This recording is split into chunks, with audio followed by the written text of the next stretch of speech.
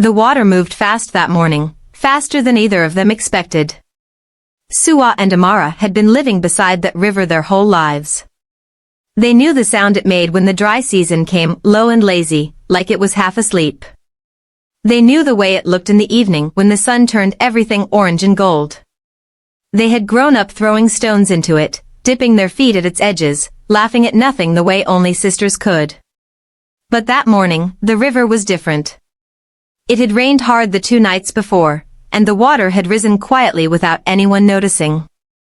It looked calm on the surface. It always looked calm on the surface.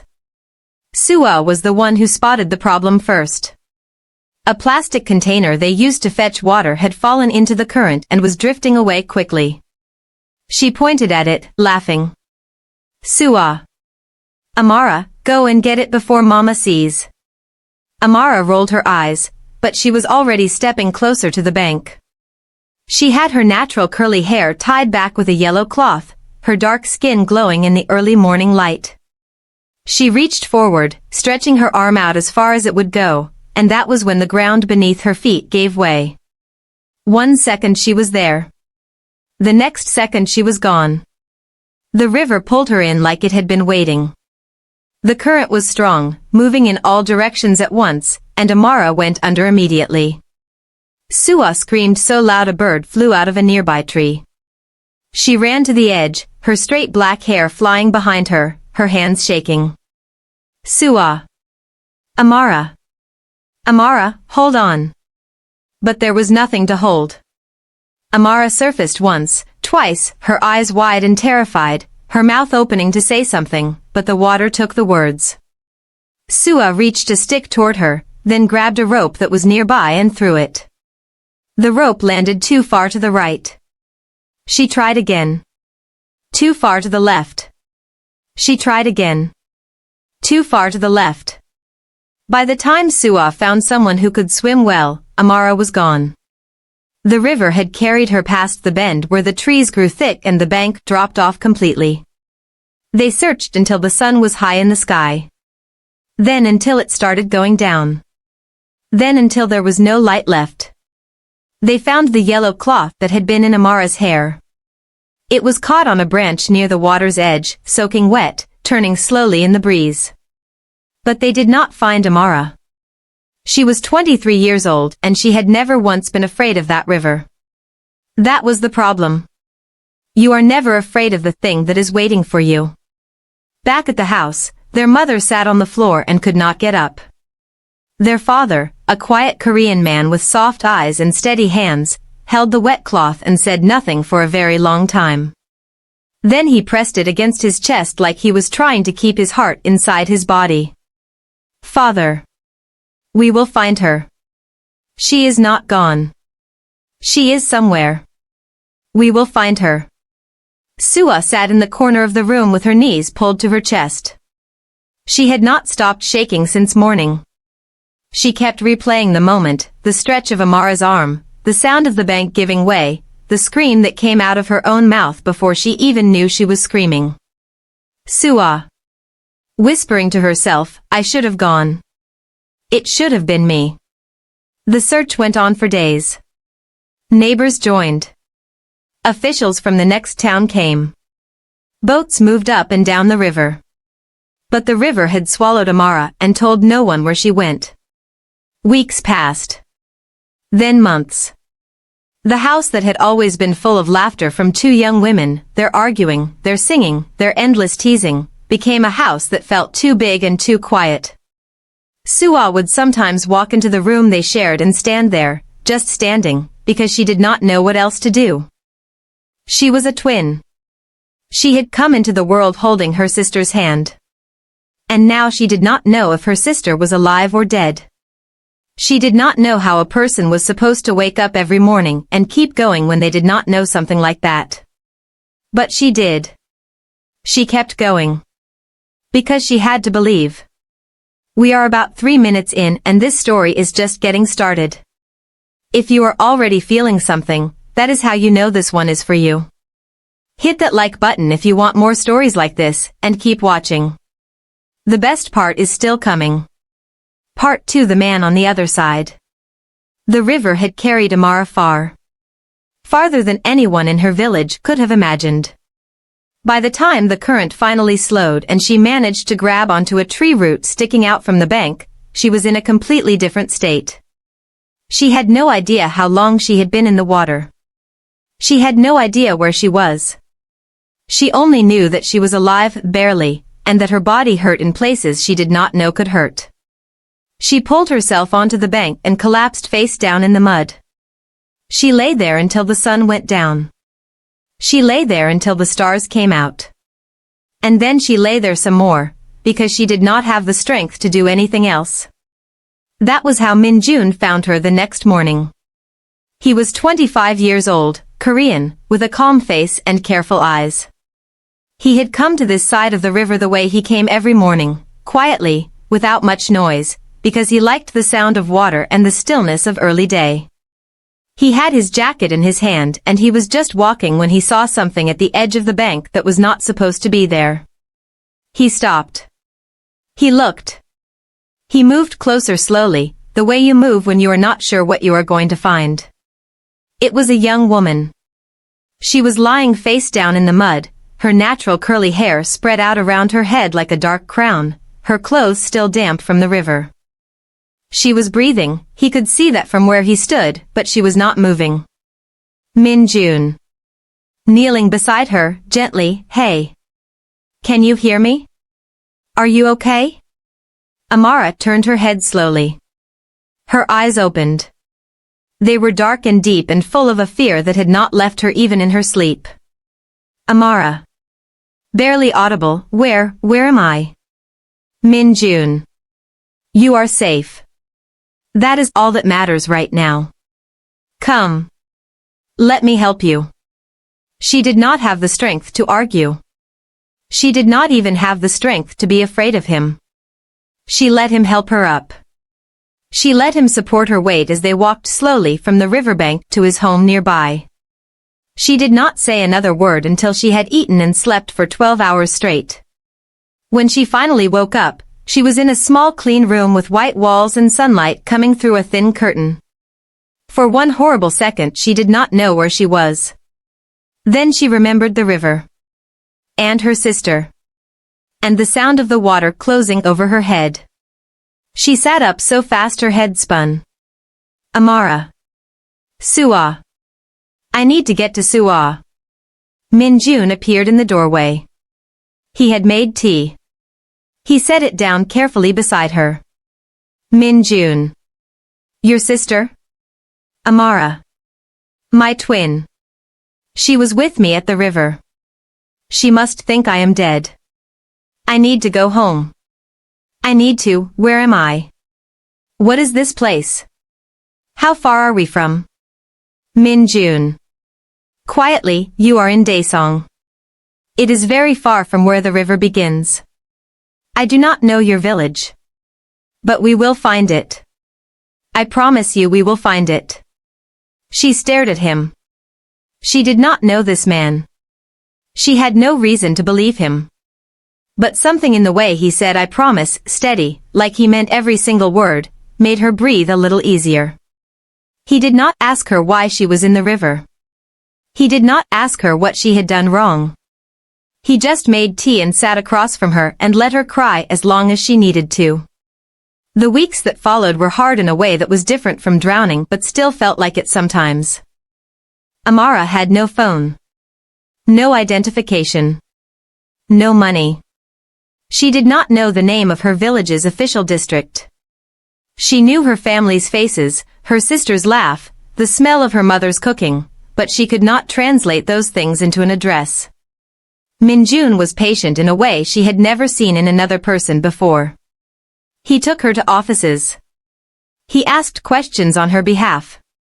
He went with her to places that were loud and confusing and full of strangers, and he stood close enough that she knew she was not alone. Amara. Why are you doing this for me? You do not even know me. Min-jun. Thinking for a moment, because someone helped me once when I needed it. And because it is the right thing to do. She looked at him for a long time after he said that. Then she looked away, because she did not want him to see that his simple answer had almost made her cry. A year passed. Then another. The search kept hitting walls. Amara had started to help out in Min-jun's family's small restaurant, washing vegetables, helping in the kitchen, because she needed something to do with her hands. She needed a reason to get out of bed every morning. She never stopped thinking about her family. She never stopped dreaming about Soo-Ah. But the days kept coming, and you could not just stop the days. We are more than halfway through and something is about to happen that is going to completely break your heart open. If you have not subscribed yet, do it right now. And drop a comment below telling us where in the world you are watching this from. We read every single one. Now, keep watching. Part 3: The Woman Who Recognized Her.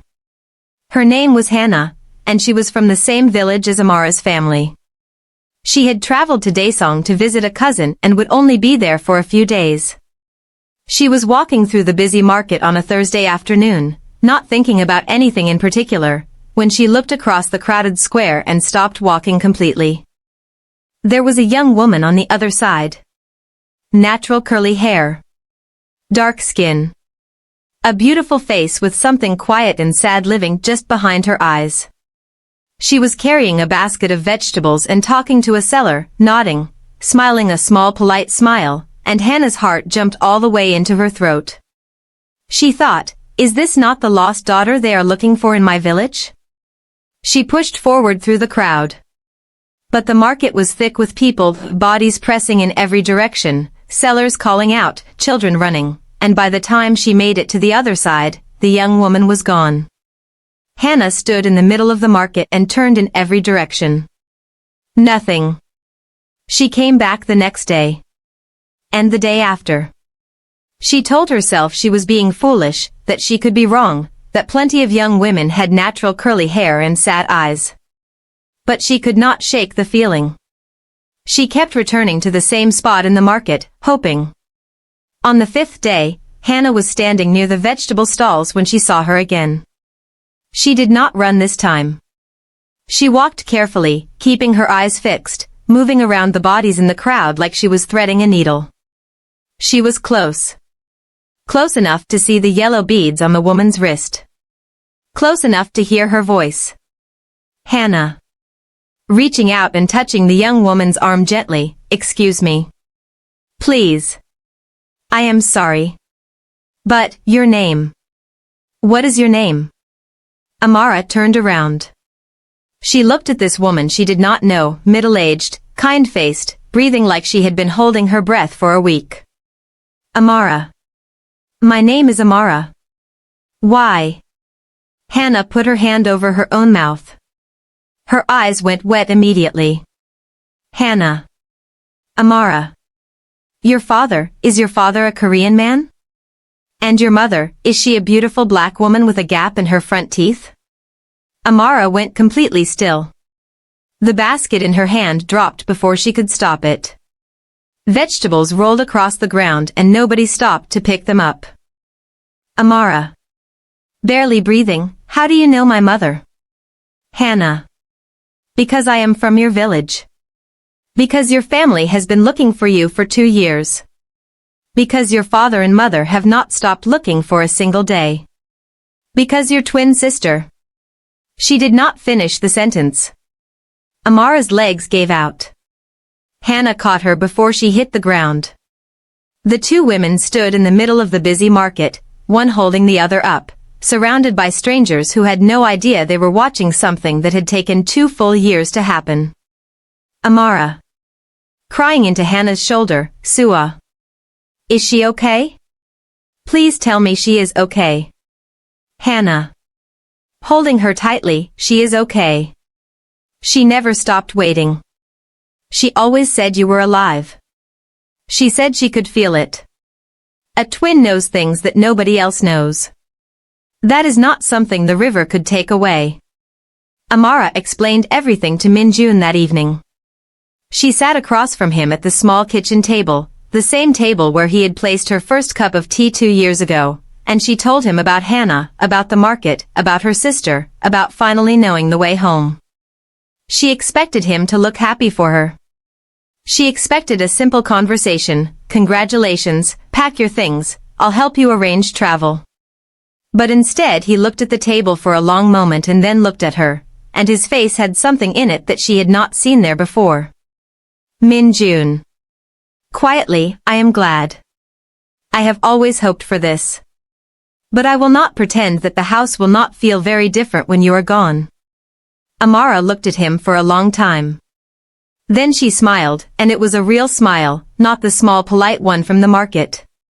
The full one. The one she had almost forgotten she had. "Amara. Then come with me. Come and meet my family. Come and see where I come from." 2 weeks later, the three of them made the journey, Amara, Min-jun, and Hannah. The trip was long. There were buses and stops and moments where Amara pressed her face against the window and watched the landscape change and felt something she could not name building in her chest like pressure before rain. When they finally reached her village, it was late afternoon.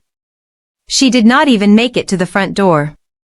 Her mother stepped outside. Something had told her to step outside at exactly that moment, some force she could not explain, and she saw her daughter walking up the path with natural curly hair and worn shoes and tears already running down her face. Her mother made a sound that was not a word. It was something before words. Something older than language. She ran. Amara ran. They crashed into each other in the middle of the path and held on so tight that neither of them could breathe properly, and neither of them cared. Then the door opened again. And Soo-Ah came out. She stopped on the top step. She looked at her sister, really looked, the way you look at something you have been dreaming about for so long that you are afraid to believe it is real. Her straight black hair fell over her shoulder. Her hands came up to cover her mouth. "Soo-Ah." Voice breaking completely, "I knew it. I told them. I told everyone you were alive. I said I could feel you. I could always feel you." Amara. Walking toward her, reaching out, "I know. I know. I felt you too. Every single day. You kept me going. You kept me trying." They held each other for a long time. A very long time. Their father came out and wrapped his arms around both of them, this quiet Korean man who had held a wet yellow cloth against his chest for 2 years and refused to believe his daughter was not coming home. He did not say anything. He just held them. Min-jun stood a few feet away, watching. He had his hands in his jacket pockets and a look on his face that was a mix of things, relief, joy, and something gentle and new that he had not entirely sorted out yet. Soo-Ah was the one who noticed him. She looked up from her sister's shoulder and saw the stranger standing apart from the reunion, watching them all with that quiet and careful expression she would later come to know very well. "Soo-Ah. Who is he?" Amara. Turning and looking at him with a smile that held 2 years of gratitude in it, "That is the person who found me when the river let me go. That is the reason I am standing here right now." That evening, they all sat together around the family table. There was food. There was noise. There was laughter that kept spilling over and turning into tears and then turning back into laughter again. Amara's mother kept reaching across the table just to touch her daughter's hand, not saying anything, just touching, as if she needed to keep confirming that she was really there. Soo-Ah sat beside Amara all night and did not move far from her. At one point, when the others were talking, she leaned close and said quietly, "Soo-Ah. I never told anyone, but there were nights when I almost gave up. When I thought maybe I was wrong. Maybe you were not out there. Amara. But you didn't give up." Soo-Ah. "No. I didn't. Amara. That is all that matters. That is the only part of the story that matters." Outside, the river ran the way it always had, steady, continuous, indifferent to everything it had taken and everything it had eventually, in its own way, given back. Amara looked at it through the window that night, alone for just a moment while the others were laughing behind her. She looked at the water moving in the dark, silver under the moon.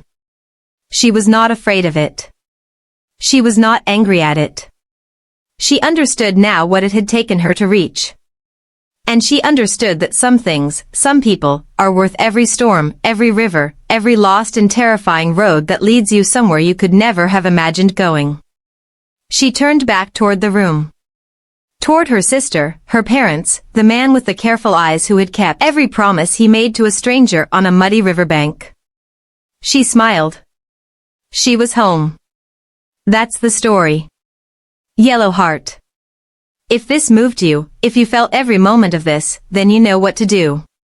Subscribe to this channel so you never miss a story like this one. Drop a comment right now and tell us where in the world you are watching from. We love reading every single one. And please share this story with someone who needs to hear it today.